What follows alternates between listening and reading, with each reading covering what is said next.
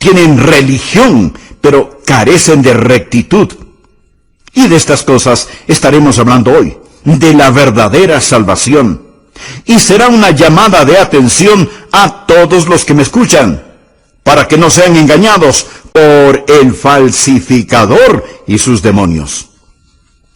Primera de Juan, capítulo 3, empezando en el versículo 4. Dice así la palabra de Dios: todo aquel que comete pecado, infringe también la ley, pues el pecado es infracción de la ley. Y sabéis que Él, o sea Jesús, apareció para quitar nuestros pecados, y no hay pecado en Él, o sea, en Jesús. Todo aquel que permanece en Él no peca. Todo aquel que peca no le ha visto, ni le ha conocido. Hijitos, nadie os engañe. Subraye eso, por favor. Nadie os engañe. El que hace justicia es justo, como Él, Jesús, es justo. El que practica el pecado es del diablo, porque el diablo peca desde el principio. Para esto apareció el Hijo de Dios, para deshacer las obras del diablo. Todo aquel que es nacido de Dios no practica el pecado, porque la simiente de Dios permanece en él y no puede pecar, porque es nacido de Dios. Muchas personas son engañadas porque tienen un enorme malentendido de lo que es la verdadera salvación. Así que tomaremos este pasaje de las Escrituras y lo dividiremos en 3 secciones. Veremos en primer lugar la rebelión. Primero, la rebelión que prueba nuestra pecaminosidad. Usted sabe que algunas veces vamos a las iglesias, nos sentamos, estamos bien vestidos y con una gran sonrisa en nuestro rostro. Pero Dios está mirando adentro en nuestro corazón, y ahí Dios lo que ve es rebelión. Primera de Juan 3:4. Todo aquel que comete pecado, infringe también la ley. Hay muchas definiciones de pecado en la Biblia. Aquí tal vez es la más clara y mejor. Todo aquel que comete pecado, infringe también la ley. Pecado es romper las leyes de Dios. En Romanos 14:23 leemos: todo lo que no proviene de fe es pecado. Esta es una buena definición de pecado. Santiago 4:17 dice: y al que sabe hacer lo bueno y no lo hace, le es pecado. Luego en Primera de Juan 5:17 se nos aclara que toda injusticia es pecado. Todas estas son definiciones de pecado, pero la más clara y concisa dice que pecado es la transgresión de la ley. En palabras más simples, bien podríamos decir, pecado es desobediencia. Verá, Dios lo hizo todo, Dios creó todo el universo, y Dios puso en ese universo leyes físicas y morales, y todo el universo trabaja de acuerdo a las leyes fijas de Dios. ¿Por qué las leyes de Dios? Porque Él quiere mantener todo en orden. Usamos mucho la frase ley y orden, porque sin ley no hay orden, y sin ley, en vez de tener un cosmos, lo que habría es un caos. Dios hizo todas las cosas, las estrellas y planetas para que se muevan en sus órbitas, las mareas en los océanos. Dios hizo su cuerpo de acuerdo a ciertos principios. Estos están incluidos en la naturaleza y en el sistema moral de las cosas. Hay leyes materiales y morales. A veces se habla de las leyes de la naturaleza. No hay tales leyes de la naturaleza. Lo que sí hay son las leyes de Dios que la naturaleza obedece. Espero que entienda esto. Usted sabe que hoy tenemos una generación de personas que hablan acerca de la madre tierra, pero en realidad de lo que necesitamos hablar es acerca del Padre Dios. En vez de los días de Pascua, ahora se promueve el Día de la Tierra. Así que hay que salir y adorar al polvo. Escuche, todo el universo trabaja de acuerdo a leyes fijas. La ley de la gravedad, por ejemplo. Si usted se lanza desde lo alto de un edificio, usted no va a romper la ley de la gravedad. Usted va a demostrarla, ¿no le parece? Pero al final de esa demostración, usted estará completamente roto. Amigo, hay en la ley de Dios leyes para aquellos que transgreden la ley de Dios. Y así como en el universo físico hay leyes, también las hay en el universo moral. Tenemos los 10 mandamientos. En realidad usted no rompe los 10 mandamientos. Los 10 mandamientos lo rompen a usted. Cuando transgrede los 10 mandamientos se convierte en pecador. El pecado hace de usted un fuera de ley. Pecado es la transgresión de la ley. Algunos dirán, ¿y por qué Dios nos dio estas viejas leyes? Estaríamos mucho mejor sin ellas. Parece que Dios es una deidad cruel y negativa allá en el cielo, inventando todas esas leyes y reglamentos para hacernos retorcer como gusanos sobre cenizas calientes, tratando de obedecerlas. No es así, mi amigo. Las leyes son para su beneficio. Si no existiera la ley de la gravedad, alguien tendría que estar constantemente alándonos del techo.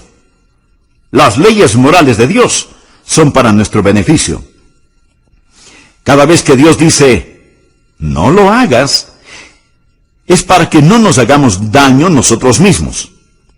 Cada vez que Dios dice, hazlo, es para que seamos felices. Recuerde que Dios no necesita nada. Él lo tiene todo. Dios hizo las leyes para nosotros. Pero el pecado es la transgresión de la ley, y cuando pecamos, no solo que rompemos sus leyes, sino que también rompemos su corazón, porque Dios nos ama. Ahora, en cada uno de nosotros hay un espíritu ilícito, ilegal. Algunas veces podemos esconderlo. Hay algunas personas que exteriormente son completamente rebeldes, y que en forma abierta y desafiante cometen crímenes, violaciones, violencias. Las consideramos como personas fuera de la ley. Pero todos estamos fuera de la ley, porque la Biblia dice que el pecado es la transgresión de la ley y que todos hemos pecado. Por lo tanto, todos somos transgresores de la ley de Dios. No hay ni una sola persona en todo el mundo que pueda decir, yo nunca he quebrado los 10 mandamientos. Algunas veces somos muy presumidos y sofisticados en nuestra manera de vivir y pensamos que nuestros pecados no son tan pecados. Pero a los ojos de Dios, el pecado es pecado. Pudiera ser que no tengan las mismas repercusiones, pero pecado es pecado. Pecado es la transgresión de la ley. Y no me cuente acerca de las leyes que usted no ha roto. Vamos a hablar de las leyes que sí ha roto. Como sociedad, hemos tratado de hacer casi todo acerca de la desobediencia y la rebelión que existe en el mundo. Lo hemos tratado con la educación. ¿Piensa que podemos cambiar el corazón del hombre por medio de la educación? Recuerde, la Alemania nazi fue una nación muy educada. Alguien dijo que si usted toma a un hombre ignorante que está robando una sandía de un carro y lo educa, más tarde él se robará la sandía y también el carro. Se convertirá en un diablo astuto. La educación no es la respuesta. Hemos tratado la psicología pensando que tal vez si entrenamos o psicoanalizamos a las personas, sería la solución. Pero aún estamos inundados de desobediencia y de rebelión. Hemos tratado con la legislatura, con la fuerza policial, con las prisiones. Y las prisiones se han vuelto una ciénaga de descontento y odio, donde crece más y más el virus del crimen. Y cuando los presos salen de la prisión, retornan a sus actividades criminales. Porque el problema está en el corazón del hombre. Y aunque usted pueda someter a un hombre exteriormente, él seguirá siendo un rebelde en su corazón. Una madre tenía un hijo que no le obedecía. Así que para disciplinarlo, le dijo que se metiera en el armario o closet por un rato. Llorando y protestando, él se metió en el armario del cuarto de su mamá. Después de varios minutos, todo estuvo en silencio y la mamá se preocupó. Así que fue hasta su cuarto, se acercó al armario y preguntó, Juanito, ¿qué estás haciendo? Y Juanito le contestó, estoy escupiendo en tus zapatos, en tu ropa, en tus sombreros, y seguiré escupiendo en todo lo que es tuyo. Desobediencia, rebeldía en el corazón. Tal parece que lo que necesitamos hacer es quitar a la policía de las calles y ponerla en el corazón. Espero que usted vea que la rebelión prueba nuestra pecaminosidad. Todo aquel que comete pecado infringe también la ley. El pecado es infracción de la ley. Algunos de ustedes seguramente estarán pensando que sus pecados no son tan grandes. O tal vez piense que usted no peca demasiado. Permítame hacer unas pocas preguntas. ¿Cuántos de ustedes alguna vez se han apoderado de algo que no les pertenecía? Ya sea unas monedas de la alcancía de su mamá o un juguete que estaba en el patio del vecino. ¿Alguna vez en el colegio copió las respuestas del examen del trabajo de otro compañero? Así que, vamos, conteste honestamente. ¿Cuántos de ustedes se han apoderado alguna vez de algo que no les pertenecía? ¿Cuántos de ustedes han dicho alguna mentira una vez? Que haya sido una mentira blanca o a colores no hace la diferencia. ¿Cuántos? ¿Cómo? Ninguno. Vaya, tengo una audiencia de ladronzuelos y mentirosos. Esto es cómico porque todos, absolutamente todos nosotros, alguna vez nos habremos apoderado de algo que no nos pertenecía. Y seguramente hemos dicho mentiras grandes o pequeñas, blancas o de color, más de una vez en la vida. Amigo, ¿se ha dado cuenta que lo que hacemos no es el problema? El problema radica en lo que somos.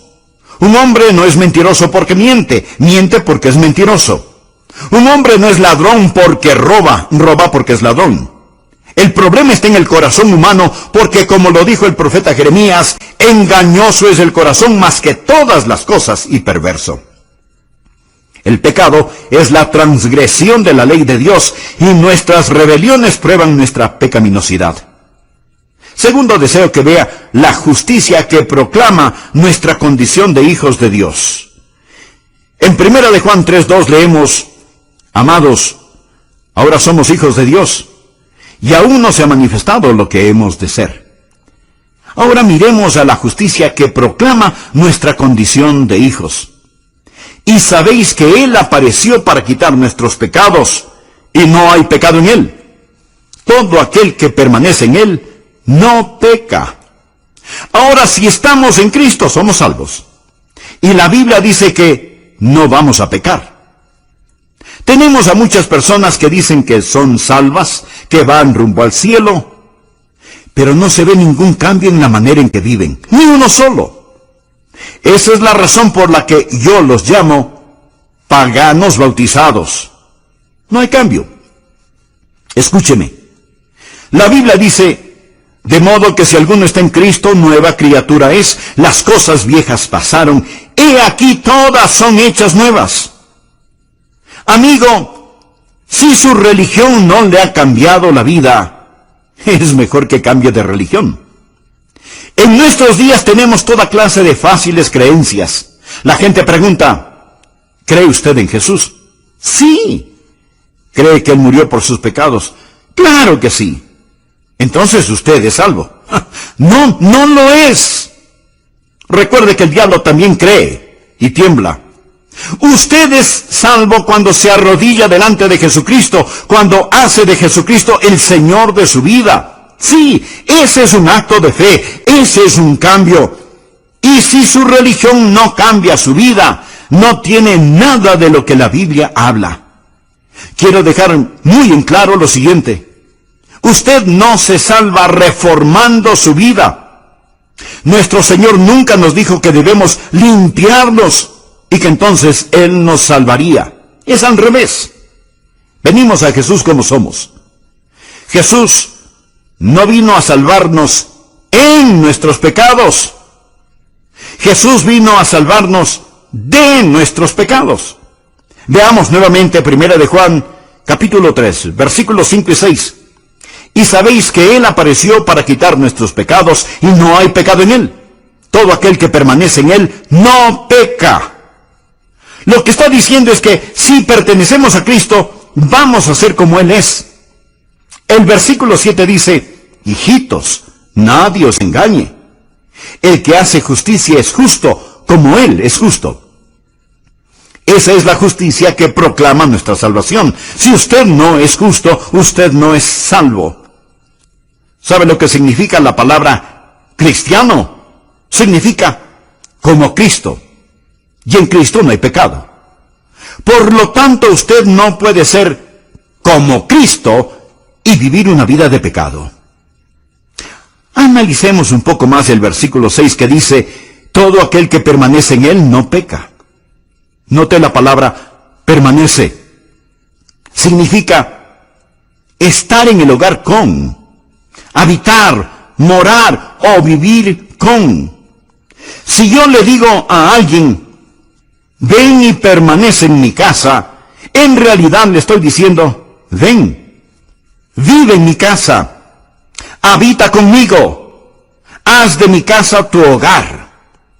Permanecer habla de la unión y de la comunión con el Señor Jesucristo. La razón por la que muchas personas todavía viven en pecado, a pesar de que sean miembros de una iglesia, es que ellas han aceptado algunos credos, pero no han aceptado a Cristo. Recuerde que todo aquel que permanece en Él no peca. Ahora, esto representa un verdadero problema porque todos sabemos que nosotros como creyentes fracasamos. Por favor, présteme mucha atención. La Biblia dice, todo aquel que permanece en Él no peca. Aquí no está hablando de una perfección sin pecado. No hay nadie sin pecado y perfecto, excepto Jesús.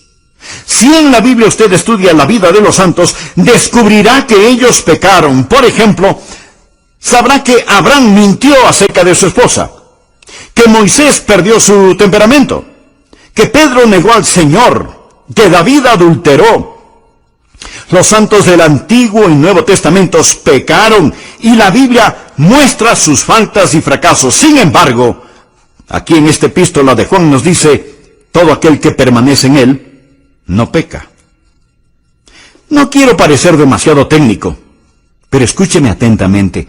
En el idioma griego, esto gramaticalmente está en el tiempo presente continuo. ¿Qué significa esto? Significa simplemente que si usted es un creyente, usted no hace del pecado su estilo de vida. Otra traducción de este versículo dice, cuando un hombre habita en Él, esto es en Jesús, no practica el pecado. Otra traducción dice, no tiene un estilo de vida pecaminoso.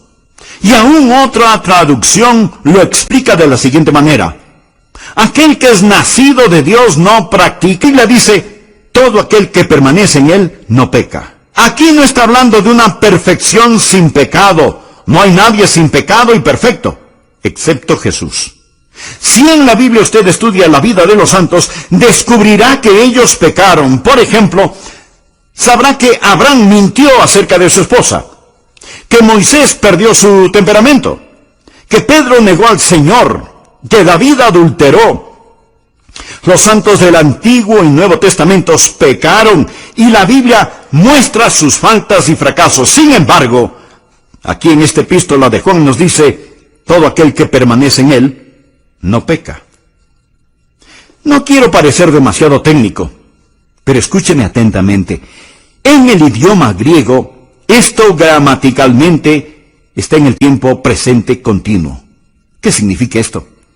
Significa simplemente que si usted es un creyente, usted no hace del pecado su estilo de vida. Otra traducción de este versículo dice, cuando un hombre habita en él, esto es, en Jesús, no practica el pecado. Otra traducción dice, no tiene un estilo de vida pecaminoso. Y aún otra traducción lo explica de la siguiente manera. Aquel que es nacido de Dios no practica el pecado. Todo esto significa la misma cosa. No peca habitualmente, no vive en el pecado. No quiere decir que uno no pueda tropezar y caer. No quiere decir que uno no puede cometer algunos errores, porque si así fuera, Juan estaría en contradicción, porque él también escribió, si decimos que no hemos pecado, le hacemos a él mentiroso. ¿Se contradice Juan? De ninguna manera. Lo que él está diciendo es que cuando usted entrega su corazón al Señor Jesucristo, hay un cambio radical y dramático, y ahora porque usted es salvo, porque tiene la naturaleza de Dios en usted, la vida cambia y no practicará el pecado en forma habitual. Aclaremos esto un poco más. Primera de Juan 2:1 dice, hijitos míos, estas cosas os escribo para que no pequéis. Pero ahora ponga atención a lo que sigue. Y si alguno hubiere pecado, abogado tenemos para con el Padre, a Jesucristo el justo. El deseo de Dios para nosotros es que no pequemos. Pero si por alguna circunstancia caemos, allí está Jesucristo, nuestro abogado. Tenemos a alguien que va a interceder por nosotros en el cielo. Sigamos leyendo los versículos 3 y 4. Y en esto sabemos que nosotros le conocemos, si guardamos sus mandamientos. El que dice, yo le conozco, y no guarda sus mandamientos, el tal es mentiroso, y la verdad no está en él. Da la impresión de que Juan hubiera estado en una reunión de testimonios, y escuchó a alguien decir, yo conozco a Jesús. Y Juan tuvo que decirle, mentiroso. Yo conozco tu estilo de vida. Tú no conoces a Jesús porque no guardas sus mandamientos. La palabra guardar es una palabra usada en la navegación marítima. Los marineros la usan. En aquellos lejanos días no existía el radar, ni los satélites de posición global, ni esas cosas que la moderna tecnología ofrece para saber en dónde están los barcos cuando cruzan los océanos. Los marineros de entonces se guiaban por las estrellas, y las estrellas están fijas en el cielo, como las leyes de Dios son fijas. Así que los marineros miraban a las estrellas y se guiaban por ellas. ¿Y sabe cómo se referían a esto de guiarse por las estrellas? Guardar las estrellas. Guardar las estrellas. O sea, este es el curso que voy a mantener. La Biblia dice que si conocemos a Jesús, guardaremos sus mandamientos. Vamos a ser guiados, por así decirlo, por las estrellas de Dios. Vamos a guardar su palabra. Esto no quiere decir que el marinero alguna vez no se desvíe de su curso, o que haga un giro equivocado con el timón. Pero lo importante es que él tiene una guía para su vida, tiene una meta y dirección a la cual se dirige, tiene normas fijas por las cuales vive. ¿Y qué de usted? Amigo, si a usted no le importan los mandamientos de Dios, si usted vive su vida indecisa como quiere, si usted habitualmente practica el pecado, entonces usted no conoce a Cristo ni es salvo.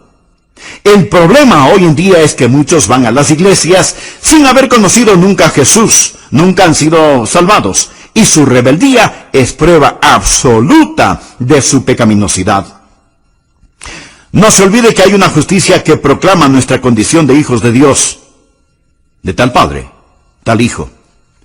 Tercero, la redención que provee nuestra salvación. Cuando Dios nos dice cómo debemos vivir, no significa que automáticamente podemos hacerlo, apartados de Él.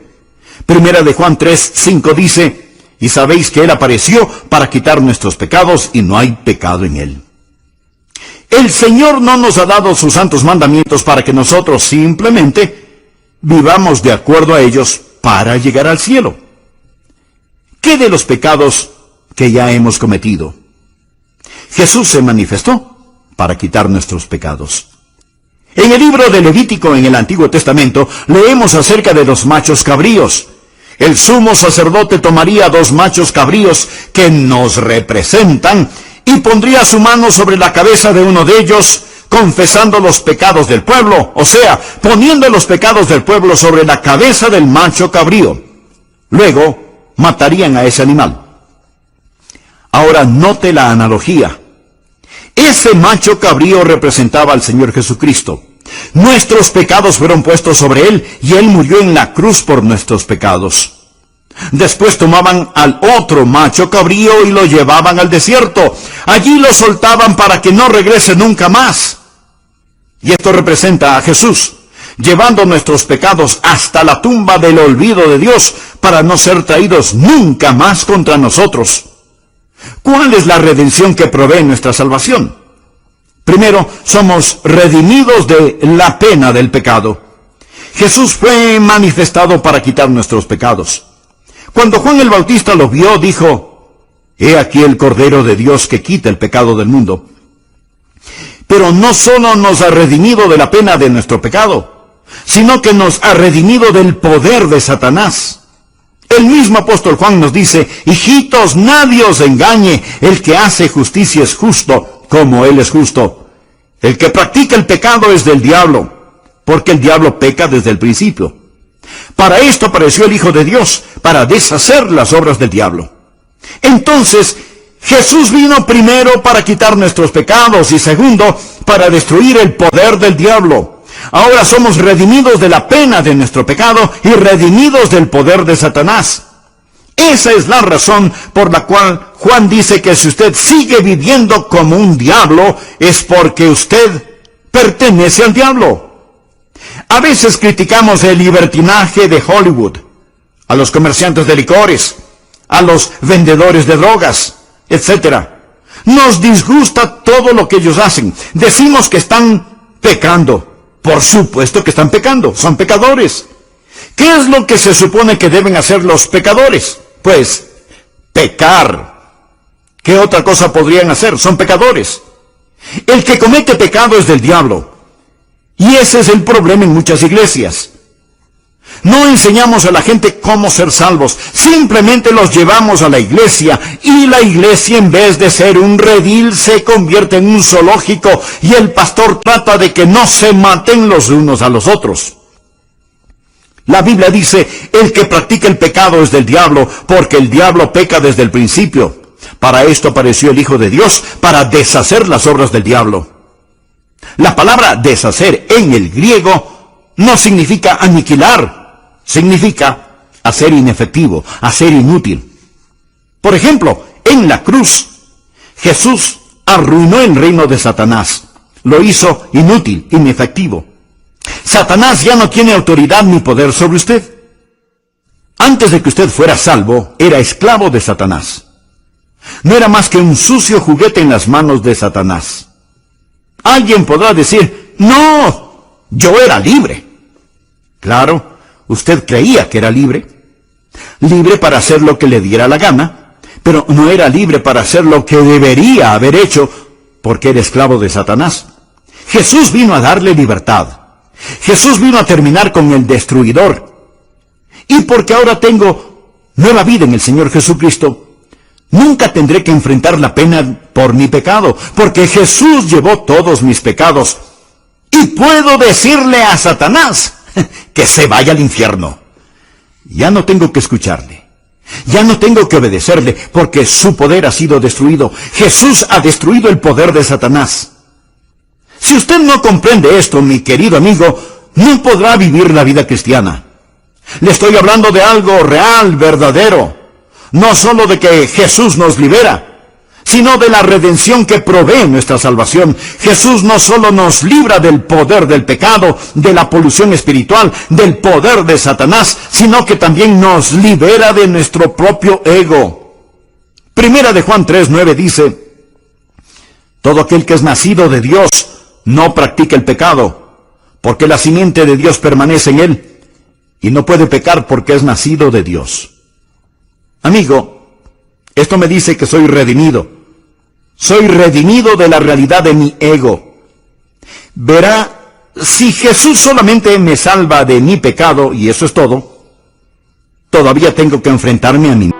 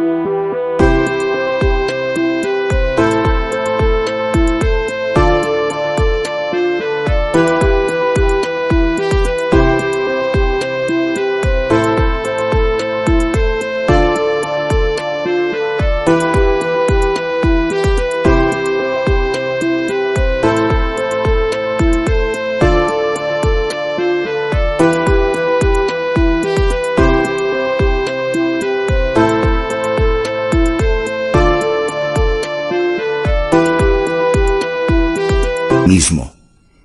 Y yo soy mi peor enemigo.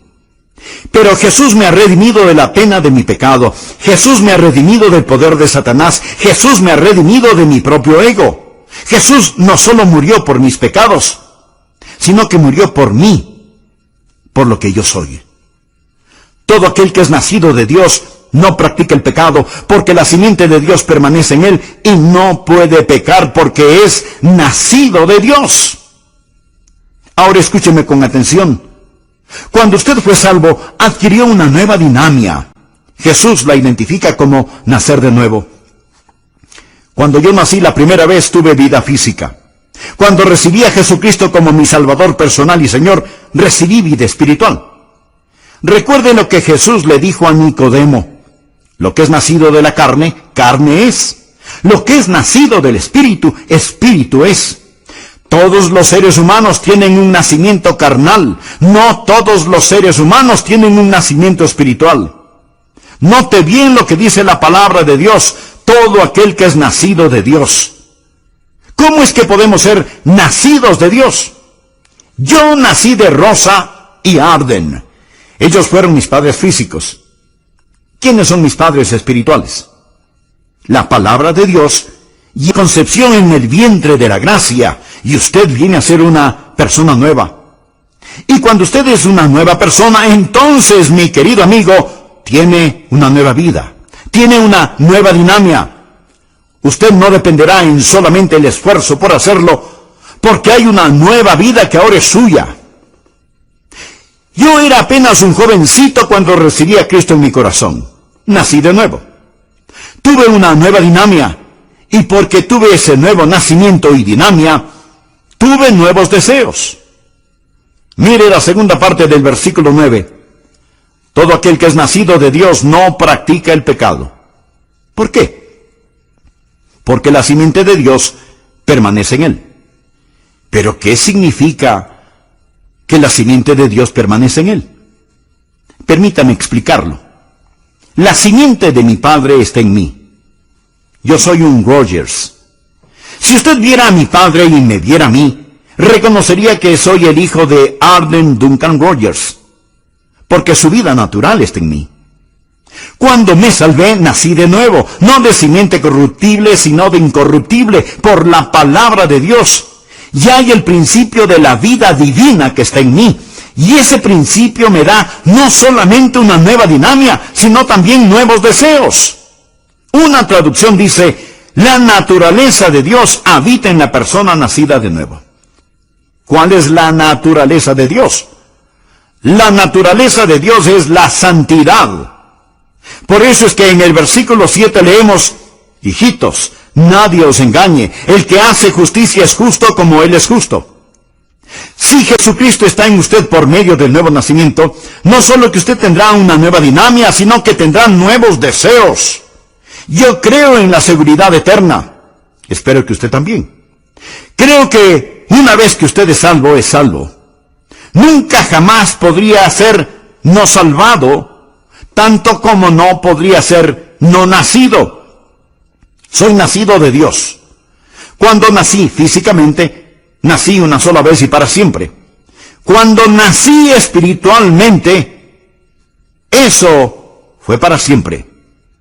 No puedo no haber nacido físicamente, tanto como no puedo no haber nacido espiritualmente. Pero una vez que vine al Señor Jesucristo y fui salvo, la naturaleza de Dios vino a mí. Y ahora, teniendo la naturaleza de Dios en mí, yo ya no quiero pecar. Algunas personas dicen, creo en la seguridad eterna, pero sin embargo, siguen pecando todo lo que quieren. Necesitan que ese querer sea cambiado. Necesitan nacer de nuevo. Cuando usted tenga una nueva dinámica, tendrá nuevos deseos. Desde el mismo momento en que entregué mi corazón a Jesucristo, y Dios me está escuchando, sentí un intenso y vivo deseo en mi corazón de vivir para Él. Si usted no tiene esa clase de deseo en su corazón, es mejor que revise su concepto y realidad de salvación. No deje que nadie le engañe. El que peca es del diablo, porque esa es la forma en que el diablo...